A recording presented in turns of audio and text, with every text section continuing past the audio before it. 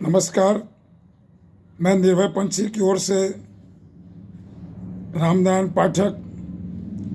आज मैं आराम में हूँ और गणतंत्र दिवस की पूर्व संध्या पर अपने YouTube चैनल की ओर से सभी पाठकों का, दर्शकों का, बिहारवासी, राष्ट्रवासियों का जो है हार्दिक शुभकामनाएं, बधाइयाँ।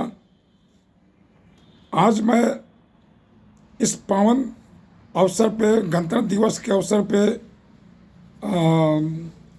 पूर्व फौजी पदाधिकारी बीएन सिंह तोमर, जो समय समय पे हमारे चैनल के पाठ दर्शकों को समसामयिक विषयों पे, सुरक्षा, सीमा विवाद पे की राय हम लोग देखते हैं, सुनते आ रहे हैं।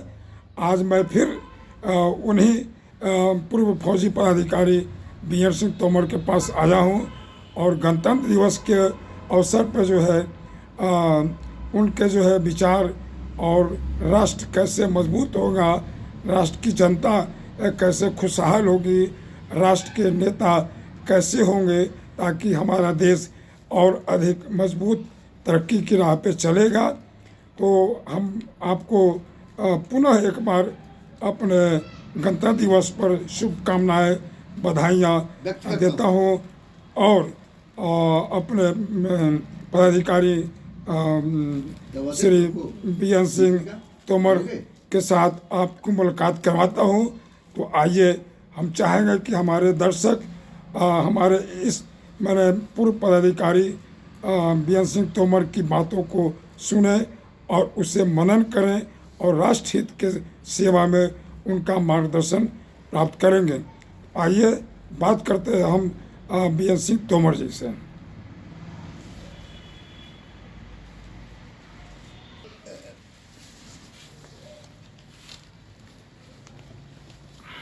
ले लो फोटो, बराबर देखो, फोटो सामने है।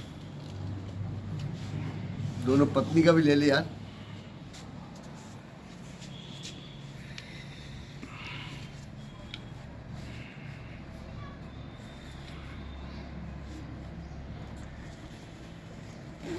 मेरे प्यारे भारतवासियों और आने वाली पीढ़ी जो इस देश के उज्जवल भविष्य हैं, उनको इस फौजी की तरफ से बहुत बहुत प्यार, हार्दिक प्यार। आप हमारे संपादक जी ने जो इस शुभ घड़ी में एक फौजी का इस संबंध में विचार जानने की इच्छा व्यक्त की है, जिसके लिए मैं उनका आभार व्यक्त करता हूं। और मैं छोटी सी मिसाल इस संबंध में, इसके साथ अन्योन्याश्रय संबंध है। आपको पता है कि जब हम गुलाम थे तो शिकागो में विश्व धर्म सम्मेलन का आयोजन किया गया। विश्व धर्म सम्मेलन का आयोजन किया गया।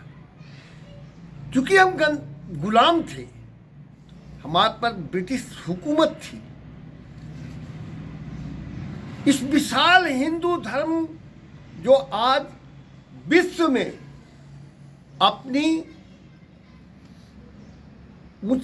ऊंचे विचार, इसके वैदिक आदि वेद जो आदि है, अनादि है, अनंत है और विश्व का सबसे पुराना धर्म, और सबसे बड़ी बात है हमारे धर्म की विशेषता है।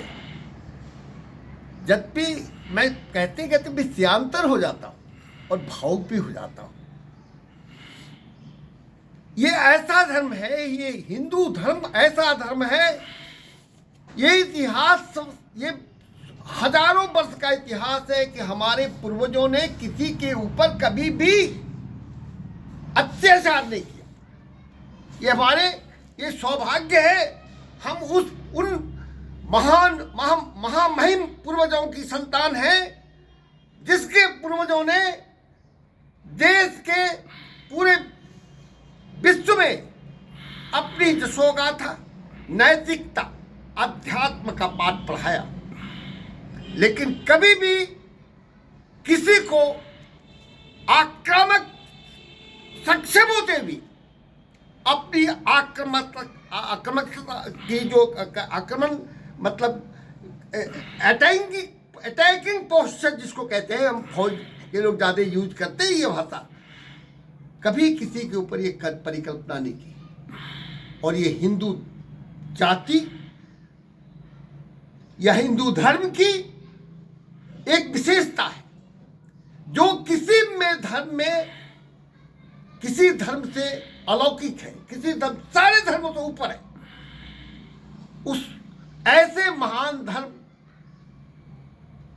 के धरोहर होने के बाद भी हमें उसमें आमंत्रित नहीं किया गया कि चूंकि हम गुलाम थे, विश्व ने हमें इस लायक नहीं समझा कि हिंदू धर्म का परिचय विश्व पटल पर रखा जाए। यद्यपि जो मेरे गुरु हैं रामकृष्ण परमहंस जी महाराज, जो विष्णु के अवतार थे, ने अपनी अलौकिक अद्भुत क्षमता से स्वामी विवेकानंद, आप जानते हैं उनका नाम पहले नरेंद्र था, बाद में रामकृष्ण परमहंस जी के शरण में आए, और उनकी अद्भुत क्षमता से उस शिकागो में, ये लंबी कहानी है, बहुत बड़ी बात हो जाएगी, तो फिर वे पाठक ये कहने लगेंगे था अब लंबा प्रवचन हो गया, तो उन्होंने हिस्सा ही नहीं लिया। आपको सुन के आश्चर्य होगा कि लास्ट में, अंतिम घड़ी में लोगों ने ये कहा कि एक हिंदुस्तान जो गुलाम राष्ट्र का प्रतिनिधित्व करने आए हैं स्वामी विवेकानंद, वो क्या प्रवचन देंगे, वो क्या धर्म के बारे में प्रकाश डालेंगे, बोलने दीजिए हमको, धर्म के बारे में क्या प्रकाश डालेंगे। लेकिन आपको सुन के आपको आश्चर्य होगा, उनको चंद सेकंड के लिए टाइम मिला और उनके सब्जेक्ट में 0 आया, और 7 दिनों तक उनकी धारा प्रवाह प्रवचन करते रहे, और जो एक मील उस धर्म सभा में स्वामी विवेकानंद जी महाराज ने, मील का उनका प्रवचन मील का पत्थर साबित हुआ। तो आप समझ सकते हैं, मैं इस प्रसंग को आपके सामने रखने का मतलब ये है कि क्या चीज होती है आजादी, और आज आजादी का क्या महत्व होता है। ये सौभाग्य है सुभाष चंद्र बोस, भगत सिंह आजाद, महात्मा गांधी, सरदार वल्लभ भाई पटेल, लाजपत राय, ऐसे महान नेताओं के बदौलत, उनकी तपस्या से हमने आज़ादी हासिल की। और क्योंकि किसी भी आज़ाद मुल्क को चलाने के लिए ये निश्चित तौर पर कुछ प्रक्रिया की ज़रूरत होती है, नियम कायदे की ज़रूरत होती है, और उसका स्वरूप देने के लिए आपको पता ही है संविधान सभा का गठन हुआ, जिसमें हमारे परम पूज्य और 100% मेधावी डॉक्टर राजेंद्र प्रसाद, जयप्रकाश नारायण, श्री अम्बेडकर, ऐसे विद्वान, विभूति, ने अपने अथक प्रयास के द्वारा भारतीय संविधान का निर्माण हुआ और हमने 26 जनवरी 1950 से गणतंत्र दिवस मनाना प्रारंभ किया, जिसके बारे में आप सब अवगत हैं और इसकी कितनी बड़ी गरिमा है, इसकी कितनी बड़ी महत्ता है। एक भारतीय होने के नाते आप पूर्व परिचित हैं, इस पर मैं ज़्यादा प्रकाश डालना नहीं चाहूँगा। लेकिन एक बात मैं आपको इसके साथ ही साथ ये जरूर कहना चाहूँगा, ये हिंदुस्तान की विशालता गरिमा की परंपरा है कि इसके पहले जब विश्व में कहीं भी लोकतंत्र नहीं था, और मैं भारत बिहारी होने का मुझको इस बात का घमंड है कि मैं 100% हम बिहारी हैं, कि बिहार में उस समय भी गणतंत्र फल फूल रहा था। ये वैशाली आज जहाँ की हमारी जगत जननी माँ सीता है, जो आज का दरभंगा है, मुजफ्फरपुर है, समस्तीपुर का क्षेत्र जो जनकपुर का क्षेत्र आता है, वहाँ हमारे हम भारतीय होने का हमको गौरव महसूस होता है, खास करके बिहारी होने का गौरव महसूस होता है कि हमारे यहाँ लोकतंत्र की स्थापना सदियों पहले की जा रही थी। इसी संदर्भ में कुछ आपको चंद में प्रकाश डाल लूंगा कि इस देश को चलाने के लिए गणतंत्र तो आप जानते हैं, बाय द पीपुल, मतलब पब्लिक के द्वारा, जनता के द्वारा, ऑफ पीपुल, और कैसी सरकार हो जो इस देश जनता की हो, और फॉर द पीपुल, किसके लिए हो? जनता के लिए हो। बड़ा सिंपल परिभाषा है, democracy by the people, of the people, for the people. ये तीन शब्द अपने आप में इतना गुरुत्वपूर्ण है कि ये सारी चीजें जो हैं इनमें समाहित हैं, और इस तीनों चीजों के प्रतिपादन के लिए इस तीनों शब्दों की विशाल गरिमा को स्थापित करने का दायित्व हमारे राष्ट्र नेताओं पर है। आपको मैं एक फौजी क्या बता सकता हूँ, जिंदगी भर तो गोली से और बंदूक से खेला मैं, तो हमारा दिमाग भी वो फौजी की तरह हो। पहले भी कहा था, कहा हो फौजी हमें, इनका दिमाग तक घुटाना हुआ मैं बा, तो मैं क्या आपको बताऊंगा मेरे प्यारे भाइयों। लेकिन राष्ट्र नेता, the person who has the who should be the who is capable to take this country with their zeal, अपनी विद्वता, अपनी कर्मठता, अपने चरित्र से इस देश को, लीडर वही है who has the capacity to lead. Leader वही हो सकता है जो लीड करने की अपने में अद्भुत क्षमता रखता हो। लीडर कहलाना बड़ा सामान्य बात है, लेकिन अगर उसको लीड करने की क्षमता नहीं है तो कभी भी वो किसी पार्टी का, चाहे वो भारतीय जनता, फिर आ गया उसी घुमा के में, भारतीय जनता हो तथा कथित कांग्रेस हो, अगर उनके नेताओं में अपने चारित्रिक बल से, आपका शारीरिक बल का कोई महत्व नहीं है जब आप में चारित्रिक बल नहीं है, आप में आत्मबल नहीं है। आप सोच सकते हैं कि महात्मा गांधी अच्छे परिवार को बिलोंग करते थे, लेकिन उन्होंने देखा कि उनकी अधिकांश जनता नंगे बदन रहती है, नंगे बदन। उन्होंने आत्मबल से महसूस किया मुझको कोई हक नहीं है कि हम ठाट बाट से रहें। और आप सोच सकते हैं मेरे बंधुओं, मैं द्रवित हो जाता हूँ। बापू एक लंगोट मतलब एक धोती और गमछी पर जिंदगी निकाल दिया। और छोड़िए बातें, एक मैं आपको सच्ची घटना बताता हूं। लाल बहादुर शास्त्री परम, मैं उनको अपनी जिंदगी का बहुत बड़ा, अपनी जिंदगी का एक, मैं उनका प्रेरक मानता हूं। मेरे आराध्य हैं सरदार वल्लभ भाई पटेल। जब लाल बहादुर शास्त्री जिस दिन शपथ ग्रहण कर रहे थे, उनकी धोती फटी हुई थी। लोगों ने देखा उनकी धोती फटी हुई है, धोती फटी हुई है।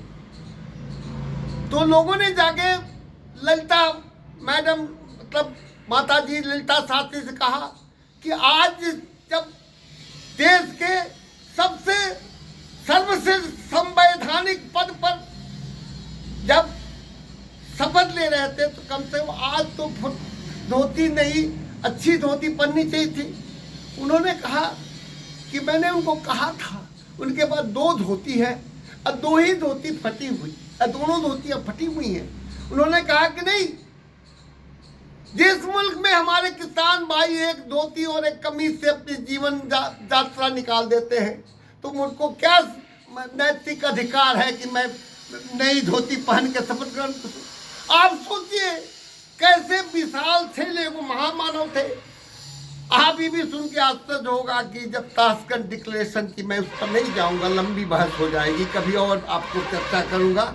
मेरे मानस पटल पर बहुत सी ऐसी चीज़ें हैं जो मैं घमंड नहीं करता, लेकिन ये पता नहीं अब कहाँ से आती है, निकल जाती है। तो मैं बंधुओं, जब वो लौट के आया, उनका डेड बॉडी लौट के आया ताशकंद से, वो भी देश के लिए वो सबसे मातम का दिन था। बापू के मरने के बाद दूसरा ये हमारे प्रधानमंत्री की मौत जो है, वो भी हृदय विदारक नहीं थी। देश के ऊपर बहुत, देश के सम्मान के ऊपर, देश के ऊपर बहुत बड़ी चोट थी। आप सुन के आश्चर्य करेंगे, उनके खाते में घर द्वार तो था ही नहीं, 365 रुपए थे उनके घर, उनके खाते में। तो आप ऐसे राष्ट्र नेता की जरूरत है, ऐसे राष्ट्र नेता की, मैं आपसे की बात बताता हूं, ऐसे राष्ट्र देश को ऐसे राष्ट्र नेता की जरूरत नहीं है।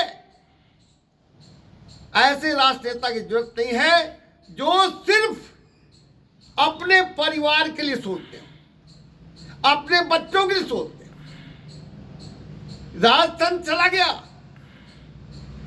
बाद में अंग्रेजों ने जमींदारी प्रथा लगाया, जिनको टैक्स वसूलना था तो जमींदार बना दिया, और बड़े अच्छे हैं जमींदार साहब, कोर्निस भी खड़े रहते हैं अंग्रेजों के सामने और इकट्ठा करके टैक्स दे देते हैं, बड़ी अच्छी परिपाटी। लेकिन मेरे दोस्तों, इस प्रजातंत्र में, मेरे भाइयों, इस प्रजातंत्र में जमींदार चले गए, उनके जगह बड़े बड़े जमींदार आ गए। अब जमींदार परिवार आ गया, उनको IAS IPS बनने की जरूरत नहीं है, क्योंकि वो तो वंशवाद आ गया। जितनी कुरीतियां थी वो सब हमारे लोकतंत्र के बाद हमारे तथाकथित नेताओं में समाहित हो गई, ये समाहित हो गई।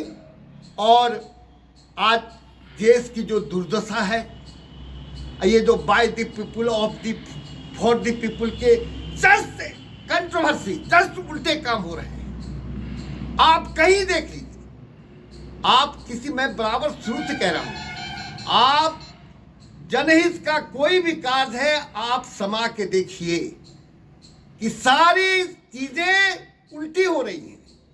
अरे साहब, हम क्या बोले आपसे, आप गणतंत्र दिवस मनाते हैं, ये हमारा सौभाग्य है, हम गणतंत्र दिवस मना रहे हैं। लेकिन अगर ग्राउंड रियलिटी ये है मेरे दोस्तों कि ये गणतंत्र दिवस की मनाने से कुछ नहीं होना। आपका अगर नैतिक, आपके नेताओं का नैतिक पतन जिस तरह से हो रहा है, ये गणतंत्र दिवस जो है, आप सिर्फ अपनी परंपरा कायम कर रहे हैं, और सही अर्थ में गणतंत्र दिवस तब मनाया जाएगा जब सरकार इस जनता के प्रति अपनी उत्तरदायित्व को समझेगी, तब गणतंत्र दिवस मनाने का औचित्य है। नहीं तो दिखावे के लिए तो आप पूरे 26 जनवरी में अपना